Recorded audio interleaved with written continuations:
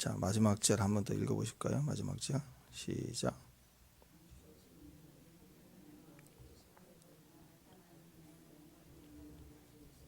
네.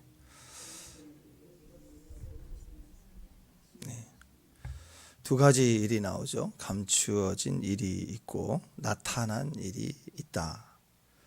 감추어진 일은 하나님께 속한 일이, 하나님의 영역.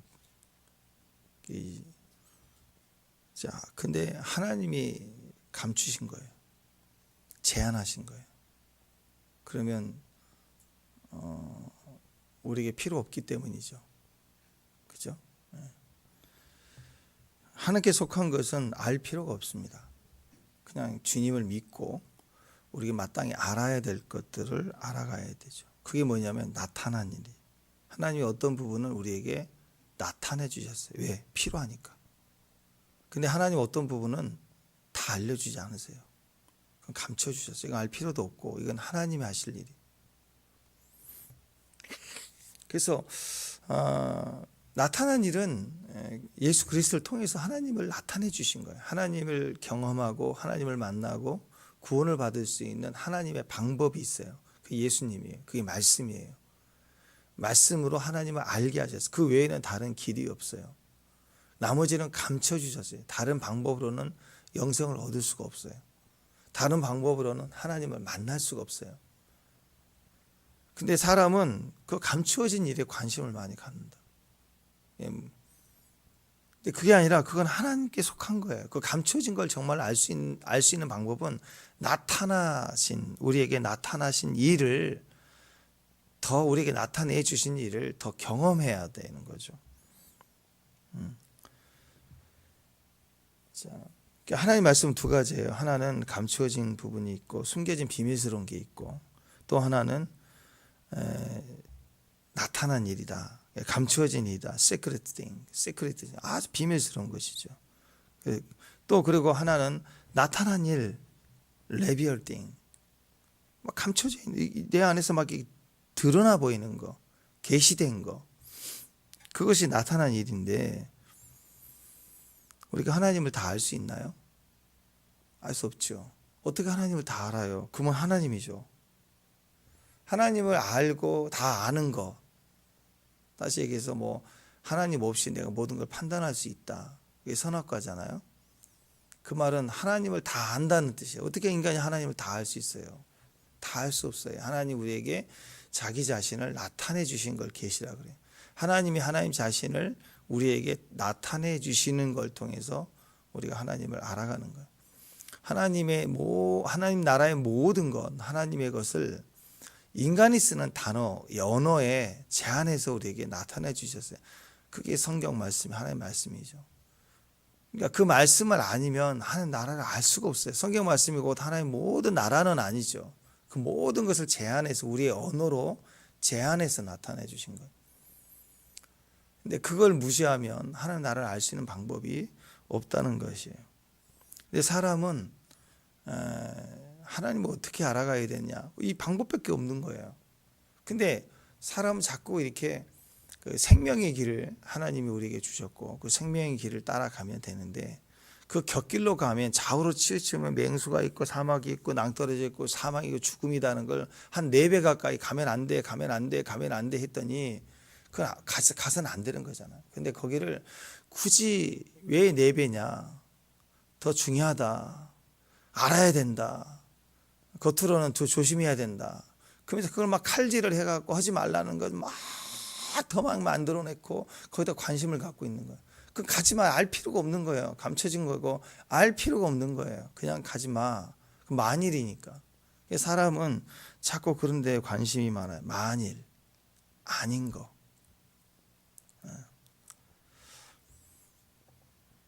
그래서 감춰진 일의 대표적인 거 그냥 다 믿는 거거든요. 감춰진 거.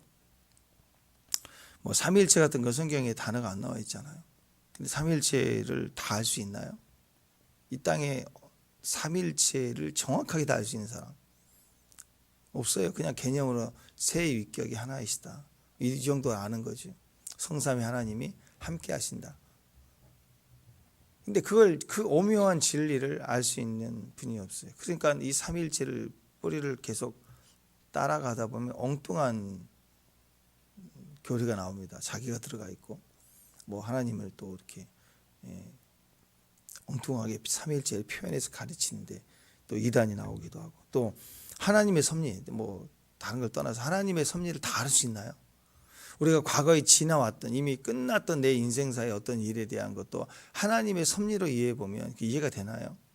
하나님의 섭리를 어렴풋이 알고 하나님이시다, 은혜가 있었지, 감사합니다 하고 가는 거지, 그걸 막 섭리를 정확하게 다 이렇게 이해하나요? 우리는 성경이 기록되어 있는 한 민족의 한 영적 거장의 삶 속에 있는 섭리를 다 이해 못해요. 그냥 믿고 은혜를 받고 가는 거죠. 요셉의 인생, 야곱의 인생 이해가 되나요? 요셉이 다 인생이 됐을까요? 이해가 됐을까요? 다윗이 자기 인생을 다 이해가 됐을까요? 이스라엘 바벨론 포로로 갔다 왔던 이 이야기들이 다 이해가 되나? 안 돼요. 그냥 오늘 또 그들이 우상을 섬기고 또 그 하나님 떠났던 것 때문이라고 얘기를 하지만 그걸 다 이해할 수 있냐고요. 우리는 100% 하나님의 섭리를 이해할 수가 없습니다. 그래서 또 묵상하고 또 믿고 가는 과정에서 성장하고 성숙한 만큼 또 그 계시가 우리에게 임하게 되죠. 인생이 얼마나 어리석냐면 내 인생이 내가 잘 모르는 부분이 있죠. 내가 얻어지지 않는 거, 아직 나는 돈을 좀 이만큼, 내가 왜 이렇게 빚 때문에 어려우냐, 나는 이만큼 돈이 있었으면 행복할 텐데, 이게 다 감춰진 거예요. 우리 게 아닌 거예요.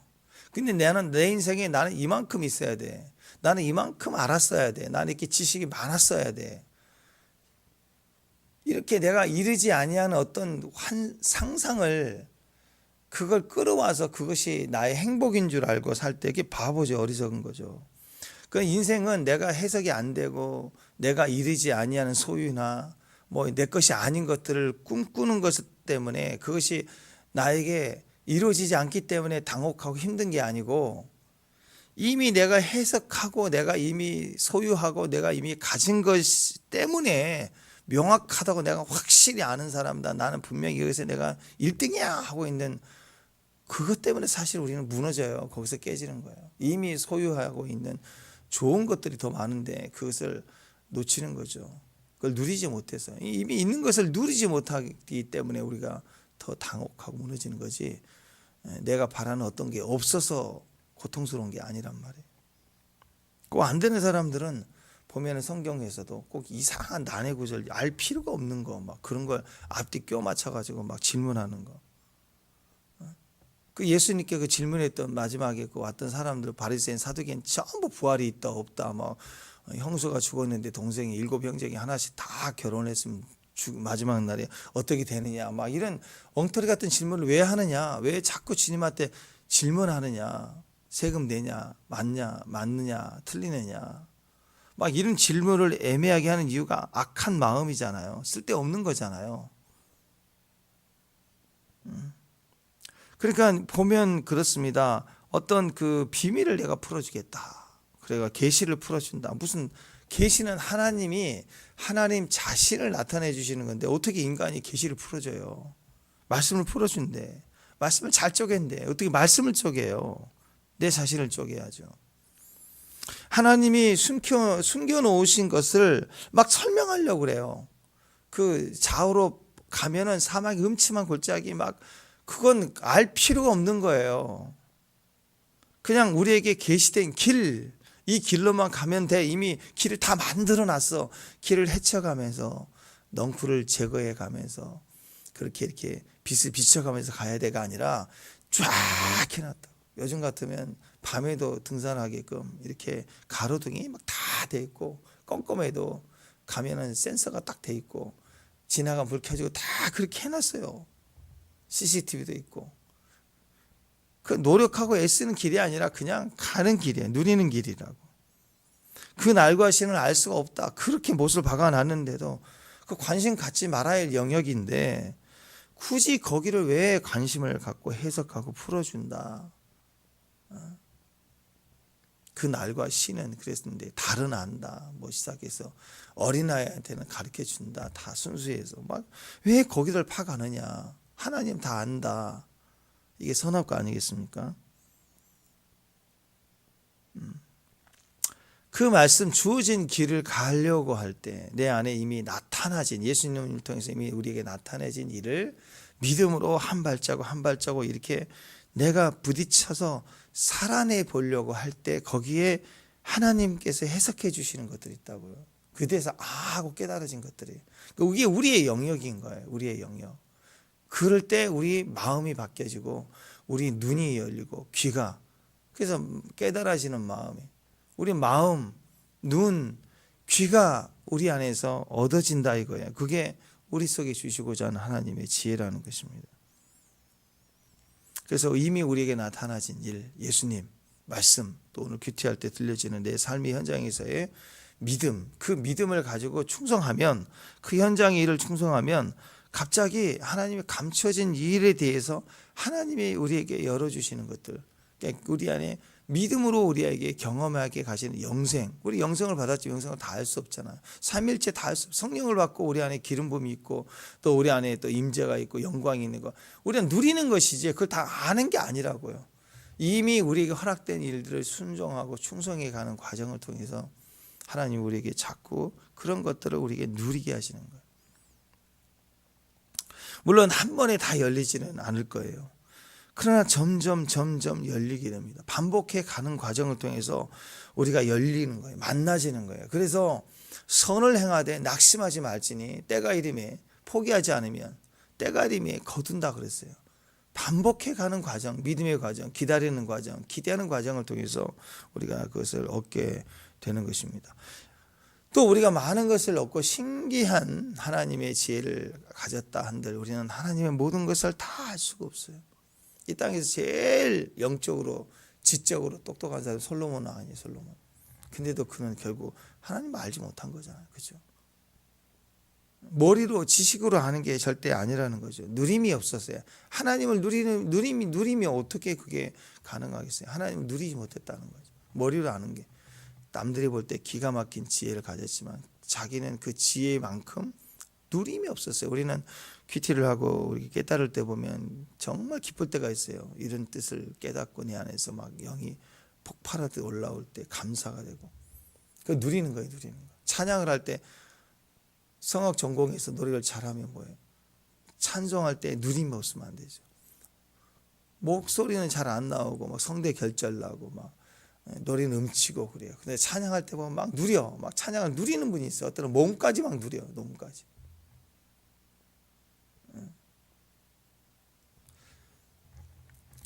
우리 저기 준석이 보세요. 준석이 이제 뒤에서 이제 여러분 찬양을 보면 주일날 오후에도 뒤에서 보면 40분 찬양할 때 곡을 잘 모를 거 아니에요. 처음에 왔으니까.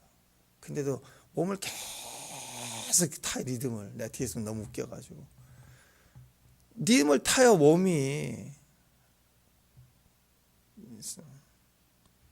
누리는 게 중요하다고. 곡을 아는 게 중요하고 머리로 아는 게 이건 뭐 몇 박자고 뭐 코드 진행이 어떻고 그게 뭐가 중요해. 리듬을 타는 거, 하나님의 그 곡을 내가 찬양을 통해서 누리는 게 중요하죠. 인간은 다 몰라요. 인간은 다 알 수가 없어요. 그래서 이제 우리에게 허락되어 있는 거, 우리에게 나타나진 것들에 대해서 집중해야 돼요. 그걸 반복하는 거예요. 근데 어리석은 사람들은 그 감춰진 일에 꼭 곁길에 집중을 한다는 거죠. 감춰진 일에 억지로 풀어내려고 할 때 그게 아닙니다. 지혜라고 하는 것은 지금 내가 있는 내 영역에 이미 나타내 주신 하나님의 뜻, 이미 나에게 주신 가정, 교회, 또 나의 일대 상황에 대해서 그걸 기도하는 거예요. 거기에 주의 나타남을 기다리는 거예요. 그 뜻을 이루어지길 바라는 거예요. 그리고 기도하는 거예요. 기다리는 거예요. 기대하는 거예요. 막 꿈꾸는 거예요. 그때 그 헌신이, 그 기대하는 헌신 때문에, 기다리는 헌신, 그것이 우리를 유익하게 하고 누리게 한다는 것이죠. 전도한다. 그것도 마찬가지 아닙니까? 뭐 안 되는 거 막 흔들어 대라. 그게 아니죠. 막 억지로 강요해라. 그게 아니죠. 그냥 씨를 뿌리는 것과 같다 그랬어요. 때를 얻든지 얻지 못하든지 뿌리는 것과 같아요. 한 한 20년 이전에 그때 한때 유행했던 뭐 고구마 전도법 뭐 그런 게 있어요. 고구마 전 들어보셨나요? 옛날에 고구마 전. 고구마 익을 때 그 젓가락을 쑤셔 보잖아요. 툭 쑤셔 보면 쑥 들어가. 그럼 아, 요건 이제 익었어. 근데 어떤 건 막 익은 것 같은데 냄새가 나는데 찌르는데 툭 이게 안 들어가. 그럼 아직 생 감자. 이건 꺼내면 안 돼요. 자, 그런 얘기거든요. 젓가락으로 찔러봐라. 푹 들어가면 다 익었다. 그런 원리래요. 그래서 꺼내서 먹으면 된다. 이게 고구마 전도법인데 똑같은 거예요. 우리가 인생을 살면서 이 땅에 살면서 하나님의 기적, 하나님의 젓가락을 들고 다니면서 하나님 젓가락을 찔러보는 거야. 막 복음을 증거해야 돼. 찔러요. 복음을 증거하는 거예요. 때를 얻든지 얻지 못하든 말씀을 증거하고 간증을 하고 예수 믿으세요 하고 교회 갔으면 좋겠다. 밥 한 번 먹자. 밥 먹으면서 또 하고 그러다가 이렇게 생각지도 않게 그걸 받아들여. 왜 이제 말했니? 막 이런 것처럼 쑥 받아들이는 때가 있다고. 받아들이는 사람이 있어요. 근데 쑥 들어가는 거야. 그럴 때 교회 가자 하고 땡겨라 뭐 이런 얘기인데 그러기 위해서는 계속해서 기도하면서 이렇게 계속 복음을 증거하고 기다리고 계속 그렇게 하면서 풀을 떼고 기를 떼며 기다리면 익는다 이거. 익을 때 콜링을 하라는 거죠. 같이 가자. 어떤 사람은 백날 찔러도 안 돼. 안 돼요. 잘 안 돼요. 막 싫다고 그러고 막 거절을 강하게 해요. 그럴 때는 그거 네가 이기나 내가 이러나 해보자. 그러면서 너는 평소에 내 말을 잘 안 듣더니 그렇더라. 부터 시작해서 괜히 싸움하고 막 억지로 끌고 가려고 엄마가 말했지 막 해서 끌고 오고 억지로 막 그러면 계속 싸우는 거죠. 계속 분쟁이 일어나는 거죠. 억지로 강제로 절대 하지 말고 계속 또 찔러보고 또 얘기하고 또 찔러보고 계속 얘기하다 아직 안 익었구나. 그럼 계속 찔러야 기도하면서 찌르고 기도하면서 문자를 보내고 기도하면서 계속 얘기하고 또 얘기하는 거예요. 계속해서. 그러다 보면 이거요. 생감자를 익게 하시는 분은 하나님이에요.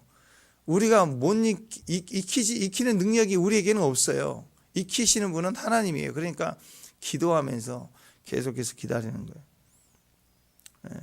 그래도 끝까지 견디면, 아니 끝까지 막 이렇게 막 강제로 안 하고 기도하는데 억지로 강적에 아주 끝까지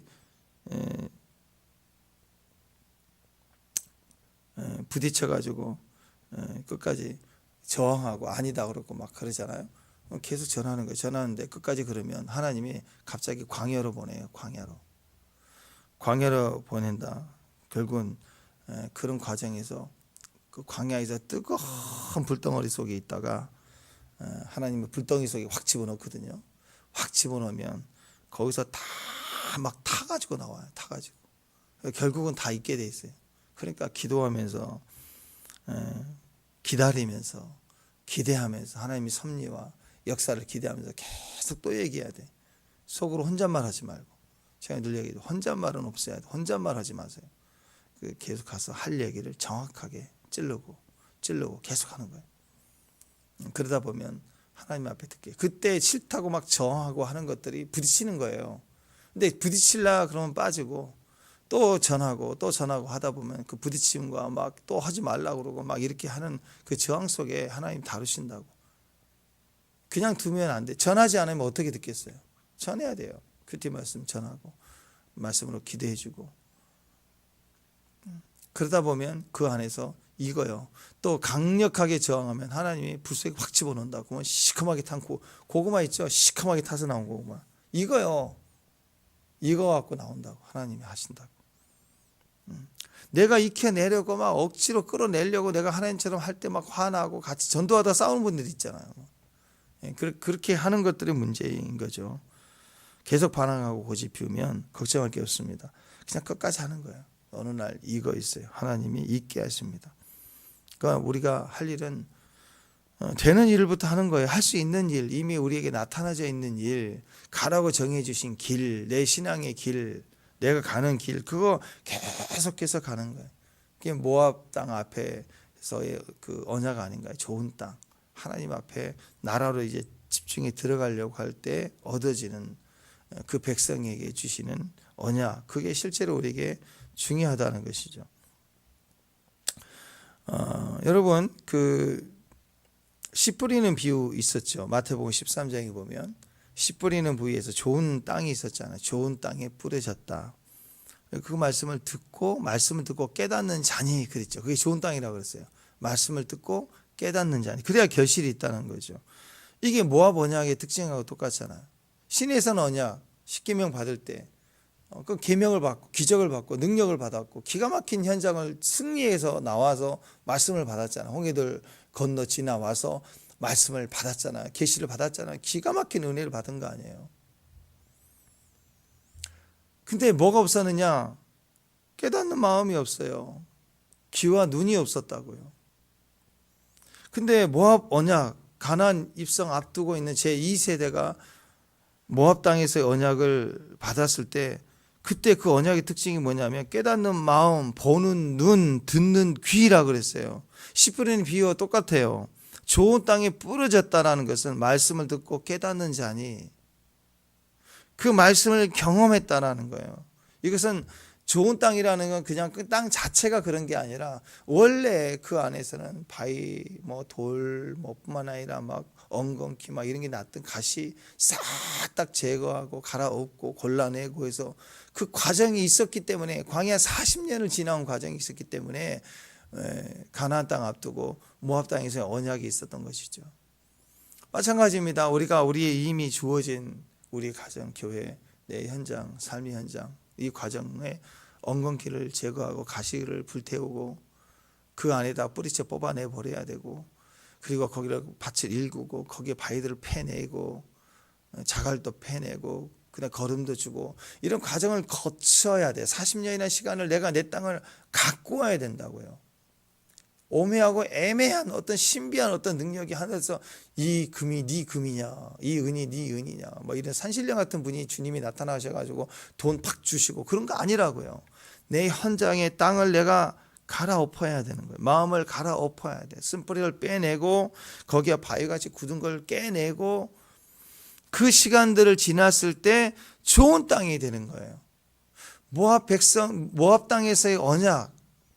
그때 깨닫는 마음, 보는 눈, 듣는 귀가 우리 안에 열리게 되는 것입니다. 그래서 출애굽 제2세대, 광야 2세대와 같은 세대의 축복을 받게 되는 것입니다. 마음은 깨닫게 되고 눈은 열리게 되고 귀는 듣게 되고 이 좋은 땅의 축복이 우리에게 시작되는 거죠. 그래서 그 다음에 요단을 건너 가나안 땅에 입성을 하기 시작하게 되는 거죠. 깨닫는 마음일 때, 깨닫는 마음으로 말씀을 들을 때 그때 결실하는 거예요. 시내산에서 이 계명을 받을 때는 결실이 아니에요. 언약을 주신 거예요. 마치 등산할 때 이 길을 따라가면 정상에 간다라고 하는 것을 받은 거예요. 좌우로 치우치지 말라라고 명령을 받은 거예요. 그러나 가나안 땅에 들어가야죠. 농사법을 아는 게 중요한 게 아니라 실제로 그것을 심어서 결실을 해야 되지 않겠습니까? 우리가 결실하는 자리까지 가야 되는 것입니다. 깨닫는 마음에서 그 마음을 가졌을 때 그런 좋은 밭이 됐을 때 뿌려지는 씨앗이 우리에게 그냥 지식으로 알고 있는 농사법이 아니라 실제로 결실하는 자가 되게 하는 것입니다. 그래서 어떤 그 말씀을 받았다, 기적을 봤다, 하나님 우리에게 나타내 주셨다, 만나를 주셨다, 이거 굉장히 놀라운 사건이고 기적 아닙니까? 근데 그건 결실이 있는 게 아니에요. 기적을 체험하는 현상인 거예요. 말씀을 받은 계시일 뿐이에요. 근데 말씀을 받은 대로 순종을 해야 거기에 말씀의 경험을 하고 말씀의 체험을 해야 내 삶의 체험을 해야 돼요. 그때 깨달아지는 거 그것이 결실이고 그게 30배, 60배, 100배로 거두게 되는 것입니다. 우리 삶의 사정이 절박할 때는 막 난리를 치면서 30배, 60배 막 복을 주세요, 복을 주세요, 막 길리 기도하고 삶의 현장에서 막 복 달라고 기도한다고 복이 되겠냐고요. 그렇게 부르짖기만 해갖고 복이 되는 게 아니라 그것은 성황당 기도하고 같은 과예요. 이런 과정이 우리에게 열매를 주는 게 아니라 깨닫는 마음이 있어야 돼요. 깨닫는 마음, 보는 눈, 듣는 귀 이것이 우리 안에 있을 때 이것을 가지고 우리가 그 방향을 꾸준히 기대하고 기다리며 갈 때 그게 기도예요. 그 과정에서 주님이 익어가게 하신다고 열매를 맺게 하신다고 30배가 되게 하시고 자라게 하신다. 우리 할 일은 그냥 물을 주는 거예요. 가지치는 거. 아주 단순한 거예요. 매일매일 해야 돼. 잡초가 얼마나 많이 올라오는데. 그러나 햇빛을 주고 또 기온을 또 합당하게 조절해 주시고 또 비를 보내서 자라게 하시는 하나님이시라는 거죠. 그래서 우리는 이런 광야를 반드시 통과해야지만이 깨닫는 마음, 보는 눈, 듣는 귀. 하나님 말씀 주셨거든요. 씨앗을 주셨는데 광야를 통과해야 이 깨닫는 마음이 되는 거고 보는 눈이 되고 듣는 귀가 되는 것이에요. 그래서 우리는 반드시 광야라는 곳이 필요하다는 거죠. 여러분 광야 저번에 말씀드렸죠. 말씀이 다바르. 또 임재를 상징한 지성소도 데비르, 다바르. 말은 틀리죠. 단어인데 히브리 단어는 모음이 없어요. 자음만 있어요. 이 두 단어가 모음을 빼고 나서 모음이 있으니까 발음이 다른 건데 이 단어를 글씨로 표현하면 히브리 단어로 표현하면 이 두 단어가 똑같은 단어예요. BDR 똑같은 단어예요. 근데 거기에 모음이 발음이 틀려서 말씀이라는 단어하고 지성소라는 단어가 다른 발음으로 읽혀지지만 사실은 단어로 표기할 때는 똑같은 단어라고. 같은 의미가 있죠. 말씀 있는 곳 지성소 안에 법궤가 있잖아요. 그러니까 세상에 떠도는 그런 글씨로 써져 있는 그런 문자가 말씀이 아니라 말하는 말이 아니라 지성소 법궤에 있는 말이 진짜 말씀, 그 말씀이에요. 그 말씀. 그게 BDR입니다. 근데 이 말씀과 지성소, 이 신기하게도요. 이 말씀이란 이 지성소라는 단어에 맴이거든요. 맴.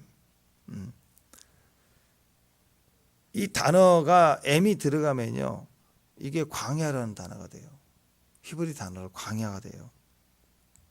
그러니까 광야는 어떤 것이냐? 광야는 어떤 것인가? 하나님의 말씀이 들리는 곳이. 겉은 막 힘들고 어렵고 막 땡볕이 있고 춥고 맹수가 있고 어렵고 내가 원치 않는 것 같은 곳이지만 그 광야를 지나가면 하나님의 말씀을 듣게 돼서 광야의 말씀이 들리는 곳이에요. 그러니까 하나님 백성들 광야가 반드시 필요해요. 다윗이라는 사람, 요셉이라는 사람도 자기 삶의 광야를 집을 떠나서 광야를 헤매는 시간들을 보내게 하시죠. 왜? 거기서 진짜 계시의 사람이 되고 진짜 깨닫는 마음, 보는 눈, 또 듣는 귀가 돼서 나올 수 있기 때문에 싱싱하게 하나님 말씀을 듣는 사람으로 바뀌게 되는 것입니다.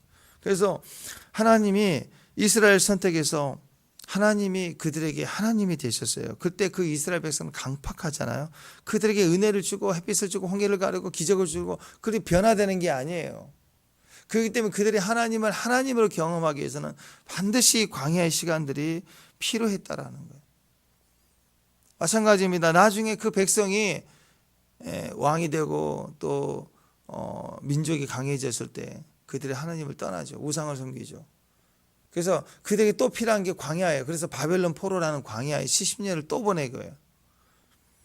거기서 박살이 나고 깨지면서 산산조각이 나면서 그들이 다시 회복이 되니까 광야 2세대가 가나안 들어가기 직전에 이 모압 땅의 언약과 같이 다시 하나님 말씀을 깨닫고 보고 듣는 세대가 되는 2세대들을 통해서 다음 세대를 통해서 가나안을 정복하게 된 것처럼 바벨론 포로에 들어갔던 1세대는 다 죽고 또 바벨론에서 태어난 제2세대 하나님 백성들이 수르바벨, 에스라 이런 사람들이 돌아와서 엄청나게 또 하나님의 용사가 돼서 또 이스라엘 재건하는 그런 일들이 되지 않습니까? 광야를 경험하면 새로운 사람이 돼서 싱싱한 믿음을 가진 사람들이 돼서 나타나게 되는 것입니다. 광야를 체험하면 마음은 깨닫게 되고 그리고 눈은 열리게 되고 귀는 듣게 되는 것입니다. 광야는 들리는 곳이에요. 지금 여러분이 힘들다, 어렵다, 광야 같다 그러면 지금 자세히 기다려보세요. 말하려고 하지 말고 기다려보세요. 일단 들려요. 그리고 들린 것만 말하면 돼요. 내 생각이 아니라 들리는 것만 말하면 돼요. 왜? 나타나신 것만 말하면 되니까. 감춰진 거 내버려 두세요. 잘 몰라요. 이해하지 못해요.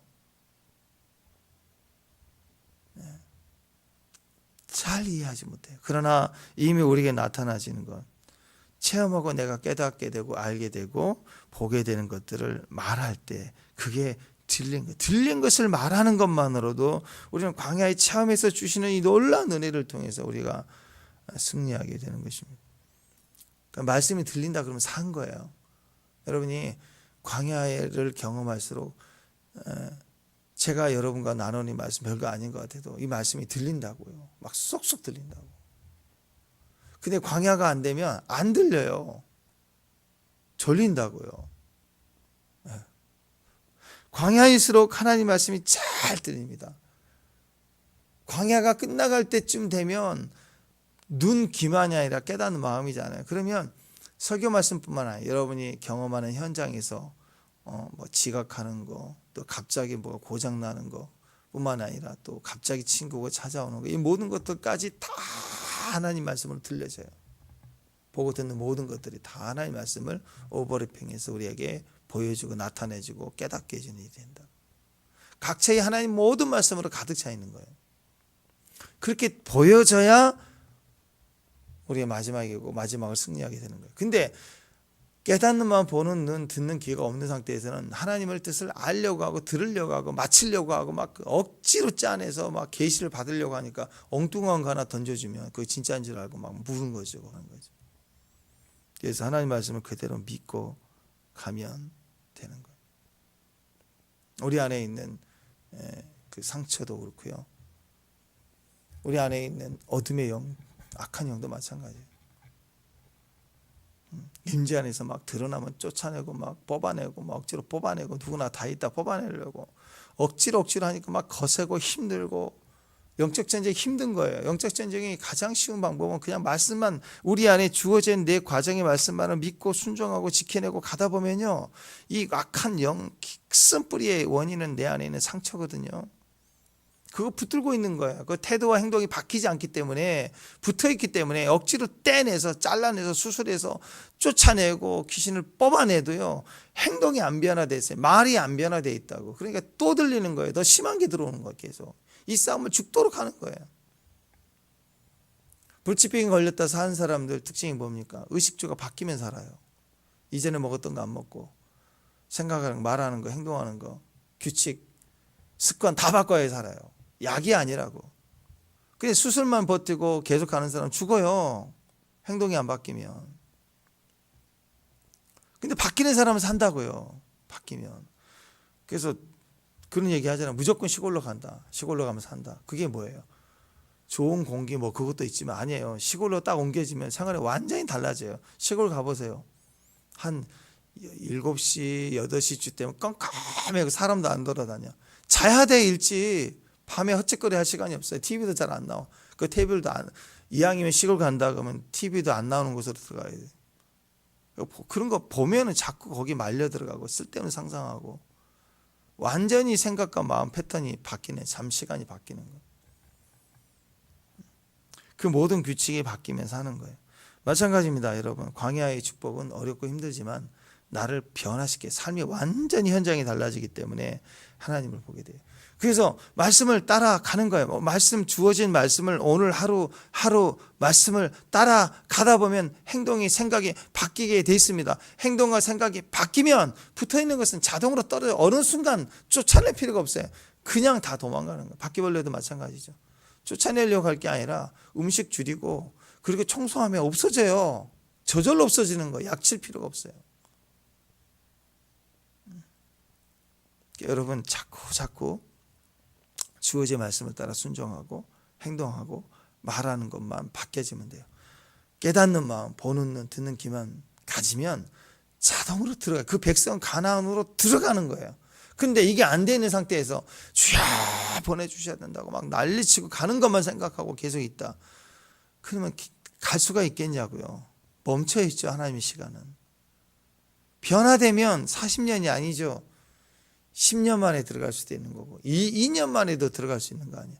또 10일 만에도 만약에 준비된 백성이 했다. 10여일 만에 들어갔어요. 10여일 만에. 출애굽하자마자 바로 직항로 따라가 들어갈 수 있었다라는 거예요. 그러니까 여러분 중요한 것은 우리 자신입니다. 이 깨닫는 마음, 보는 눈, 듣는 귀가 되기 위해서 우리 필요한 과정이었다는 거죠. 근데 이 광야를 해석하면 이 광야를 줄여볼 수 있지 않겠어요? 이 광야의 시간을 어떻게 보내야 돼요? 광야 40년을 어떻게 보냈나 보세요. 물론 불순종으로 막 원망하면서 애굽에 우리가 죽을 땅이 없었더냐 막 그러면서 부추만 얘기하면서 징징거리고 따라갔지만 그들이 늘 했던 행동이 어떤 거였어요? 반복하는 거였어요. 매일 만나 먹어야 돼요. 내일 먹으면 안 돼요. 상해버려요. 오늘 먹어야 돼요. 불기둥 봐야 돼요. 구름기둥 봐야 돼요. 말씀 움직임 따라가야 돼요. 멈춰야 돼요. 이걸 매일 이 단순함을 매일 반복했어요. 그러니까 어떻게 해야 돼요? 말과 행동과 이 내게 주어진, 내가 마땅히 그리스도 안에서 지금 우리에게 주어진 신앙 패턴들을 순전한 마음으로, 감사의 마음으로 그냥 반복하면 금방 해. 반복하면 한 텀 지나서 열리게 돼요. 그냥 가는 거예요. 알고 가는 게 아니라고요. 삐고 가는 거예요. 어리석어 보여도. 그래서 저는 이 하루 영성이 너무너무 중요한 것 같아요. 그냥 새벽에 일어나세요. 힘들어도 시작하는 거예요. 또 새벽에 조금 더 잔다고 해서 또 굉장히 또 이렇게 또 막 새임을 얻고 산사 먹는 것처럼 그렇지도 않아요. 원래 피곤한 사람 힘들어요. 다 피곤해요. 근데 하루하루 시작하고 최선을 다해서 오늘 마지막 하루다 생각하면 피곤해도 다 감사하고 용서하고 말씀대로 큐티 말씀 생각하면서 하루하루 해석해보고 돌발 상황들, 오늘 말씀 뭐지? 먼저 있어. 아직도 그거 안 되면 큰일 나요. 삶 속에 어떤 돌발 상황이 탁 터질 때 이거 어떻게 하지? 그러지 말고 오늘 말씀이 뭐였지? 내가 가진 말씀이 뭐였지를 생각해라고요. 그걸 오버랩해서 봐야 돼요. 그 말씀으로 해석하려고 그래요. 그럼 어떻게 행동해야 되는 게 나온다고. 그렇게 기도하면서 부딪혀 가고 저녁에 와서 기도하고 감사하고 임지 안에서 이불 덮을 때 오늘 끝하고 그리고 자요. 아침에 눈 떴는데 주님 보인다. 그럼 천국 가 있는 거 할렐루야. 그리고 눈 떴는데 방이 시커하다. 그러면 새벽 예배고. 이렇게 하루하루를 감사로 가는 거예요. 긍정, 믿음의 마음으로 그냥 가는 거예요. 가는데 이걸 반복하면 갑자기 거기에 공진이 일어나죠. 거기에 갑자기 반응하는 것들이 일어나면서 강력해지기 시작하는 거예요. 여러분, 광야는 반복하는 것입니다. 단순한 것입니다. 쓸데없는 짓 할 게 하나도 없어요. 단순해지는 거예요. 그 단순함 속에서 우리가 하는 것들을 반복해 갈 때 거기에서 굉장한 일들, 반복할수록 강력해지고 눈에 보이지 않는 것들의 변화가 급속히 커지기 시작하는 거예요. 자유해지고 그리고 거기서 우리 안에서 하나님을 향한 것들이 커지기 시작하는 겁니다. 다윗은 광야 생활을 통해서 단단해졌어요. 강해진 거예요. 우리도 마찬가지입니다. 그래서 이 출애굽 시대, 기적과 능력만 보게 되는 출애굽 시대가 아니라 광야의 시대, 모압 언약의 시대보다도 더 우리는 그 이후의 사람들이지. 예수 그리스도의 시대예요. 그리스도 예수의 시대에 속한 자들이에요. 더 앞선 자들입니다. 그러니까 다음 세대, 예수님의 세대, 예수 그리스도의 세대잖아요. 가나안. 자, 이스라엘 백성들이 출애굽 이전에 그들은 애굽 세대였잖아요. 죄의 종이었다고요. 근데 출애굽 세대가 신에선 언약을 받았어요. 놀랍죠? 기적이었습니다. 근데 그걸로 끝나죠. 거기서 멈추면 안 돼요. 구원받은 걸로 끝나면 안 돼요.